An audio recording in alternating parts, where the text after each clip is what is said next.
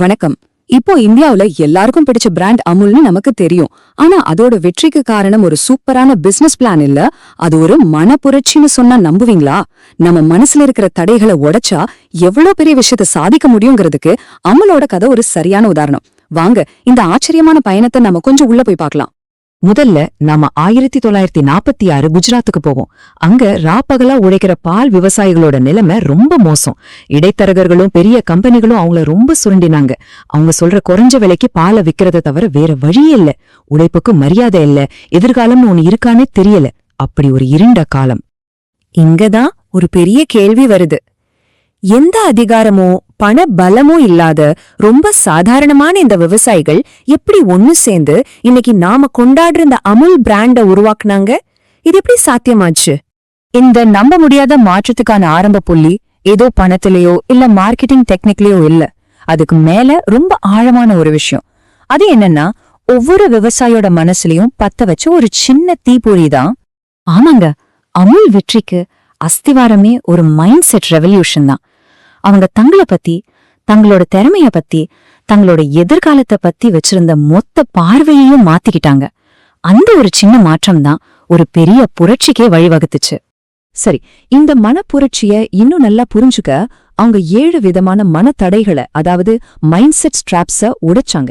அந்த 7 பொறிகள் என்னன்னு நம்ம பார்க்க போறோம். இது அந்த விவசாயிகளுக்கு மட்டும் இல்ல, நம்மள பலரையும் முன்னேற விடாம தடுக்கிற விஷயங்கள் தான். இந்த 7 பொறிகளும் ரொம்ப பொதுவானவ. நம்மள யார வேணாலும் இதை கட்டி போடலாம். இந்த விவசாயிகள் எப்படி இந்த தடைகளை உடைச்சாங்கன்னு பார்க்கும்போது அது அவங்களோட கதை மட்டும் இல்ல, நமக்கும் ஒரு பெரிய பாடம். இந்த பயணத்தோட முதல் அடி அவங்களையே எப்படி பாத்துக்கிட்டாங்கன்ற விஷயத்த மாத்துனதுல இருந்துதான் ஆரம்பிச்சது. இதுதான் அவங்க சந்திச்ச முதல் மற்றும் முக்கியமான சவால். முதல் பொறி அடையாளப்பிடி, அதாவது ஐடென்டிட்டி கிரிப். நாங்க வெறும் பால்காரங்க, சாதாரண விவசாயிகள் அப்படிங்கிற அடையாளத்துக்குள்ள அவங்க தங்களையே சுருக்கிக்கிட்டாங்க. அந்த பழைய அடையாளம் அவங்களுக்கு ஒரு பாதுகாப்பு கொடுத்த மாதிரி இருந்தாலும் உண்மையில அது அவங்க வளர்ச்சியை தடுக்கிற ஒரு சிறை மாதிரி இருந்துச்சு. இந்த நேரத்துலதான் டாக்டர் வர்கீஸ் குரியன் உள்ள வர்றார். அவர் அந்த விவசாயிகள் கிட்ட போய், நீங்க வெறும் தொழிலாளிகள் இல்ல, நீங்க தான் இந்த தொழிலோட உரிமையாளர்கள் அப்படின்னு சொன்னாரு. அந்த ஒரு வரி மந்திரம் மாதிரி வேலை செஞ்சது. நாங்க விவசாயிகள்ங்கிற அடையாளத்தை தூக்கி போட்டுட்டு நாங்க தொழில் முனைவோர் அப்படிங்கிற ஒரு புது சக்தி வாய்ந்த அடையாளத்தை அவங்க ஏத்துக்கிட்டாங்க. இதுதான் முதல் திருப்புமுனை. அடுத்த பொறி அந்தஸ்து கதை. சிம்பிளா சொல்லணும்னா, ஊர் என்ன சொல்லும்ங்கிற பயம். நகரத்துல இருந்த வியாபாரிங்க, பெரிய கம்பெனிங்க எல்லாரும் இவங்கள பார்த்து சிரிச்சாங்க. விவசாயிகளா, இவங்களால ஒரு பிராண்ட உருவாக்க முடியுமா? நடக்கவே நடக்காது அப்படின்னு கிண்டல் பண்ணாங்க. ஆனா அந்த விவசாயிகள் என்ன செஞ்சாங்க தெரியுமா? அந்த கேலி கிண்டல் எதையும் காதலியே வாங்கிக்கல. எங்க கதைய நாங்க தான் எழுதுவோம், மத்தவங்க இல்லன்னு உறுதியா நின்னாங்க. அவங்க கனவு மேல அவங்களுக்கு அசைக்க முடியாத நம்பிக்கை இருந்துச்சு. சரி, இப்போ அவங்களோட அடையாளம் மாறிடுச்சு. அடுத்த கட்டமா அவங்க கனவை நிஜமாக்கறதுக்கு இருந்த நடைமுறை சிக்கல்களை சந்திக்க ஆரம்பிச்சாங்க. மூணாவது பொறி முதலீட்டு பொறி. இது என்னன்னா, நாம ஒரு தப்பான பாதையில ரொம்ப தூரம் போயிட்டோம்னா, சரி இவ்வளவு தூரம் வந்துட்டோமேன்னு நினைச்சு அதை விட்டு வெளியே வர யோசிக்கிறது. பல வருஷமா நஷ்டம் தர்ற பழைய முறையிலேயே பால் வித்துட்டு இது சரியில்லைன்னு தெரிஞ்சாலும் இதை எப்படி மாத்துறதுன்னு யோசிச்சுக்கிட்டே இருந்தாங்க. அப்போ அவங்க தங்களுக்குள்ளேயே ஒரு சிம்பிளான ஆனா ரொம்ப பவர்ஃபுல்லான கேள்விய கேட்டாங்க. ஒருவேளை இன்னைக்கு நாம புதுசா இந்த தொழில ஆரம்பிச்சா இதே சுரண்டல் சிஸ்டத்தை தேர்ந்தெடுப்போமா? பதில் சந்தேகமே இல்லாம இல்லைன்னு வந்துச்சு.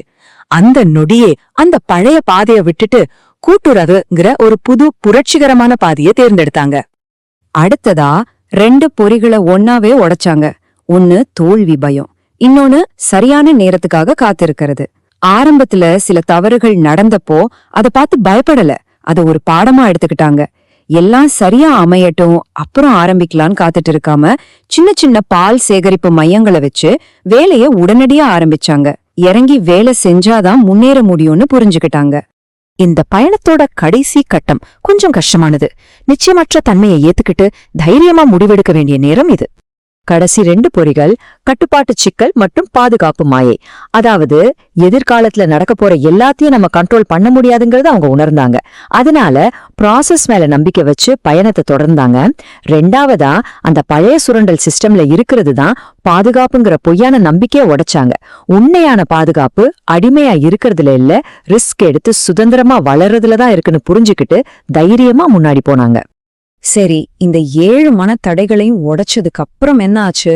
ஒரு சில விவசாயிகளோட சின்ன கனவா ஆரம்பிச்சது எப்படி ஒரு தேசத்தோட அடையாளமா மாறுச்சு? இத நல்லா புரிஞ்சுக்கோங்க. அவங்க தங்களோட மனநிலைய மாத்துனப்போ ஒரு கம்பெனியை மட்டும் உருவாக்கல. அவங்க இந்தியாவுல வெண்மை புரட்சியா ஆரம்பிச்சு வச்சாங்க. லட்சக்கணக்கான விவசாயிகளோட வாழ்க்கைய தலைகீழா மாத்துனாங்க. அதோட விளைவுதான் இது. அன்னைக்கு சுரண்டப்பட்ட விவசாயிகளோட ஒரு சின்ன கூட்டுறவு இயக்கம் இன்னைக்கு இந்தியாவின் சுவைன்னு ஒவ்வொரு இந்தியர் வீட்லயும் கொண்டாடப்படுது. யோசிச்சு பாருங்க, அந்த கருப்பு வெள்ளை போட்டோல இருந்த விரக்தியில இருந்து இப்போ இந்த கலர்ஃபுல்லான நம்பிக்கைக்கு அவங்க வந்திருக்காங்க. அதனால அமுலோட கதை வெறும் பாலோட கதை மட்டும் கிடையாது. இது மனசுல இருந்து தடைகளை உடைச்சு தங்களுக்கான ஒரு புது அடையாளத்தை உருவாக்குன சாதாரண மனிதர்களோட ஒரு அசாதாரணமான புரட்சி கதை. இப்போ இந்த கேள்வி உங்களுக்காக. நம்ம பார்த்த இந்த 7 பொறிகளையும் ஒரு தடவை பாருங்க. கொஞ்சம் நேர்மையா யோசிங்க. இதுல எந்த பொறி உங்களோட வளர்ச்சியை தடுத்து உங்களோட கனவுகளுக்கு ஒரு கூண்டு மாதிரி இருக்கு? முதல்ல அதை கண்டுபிடிங்க. ஏன்னா ஒரு பூட்டை திறக்கிறதுக்கு படி அது என்ன மாதிரியான பூட்டுன்னு தெரிஞ்சுக்கிறது தான்.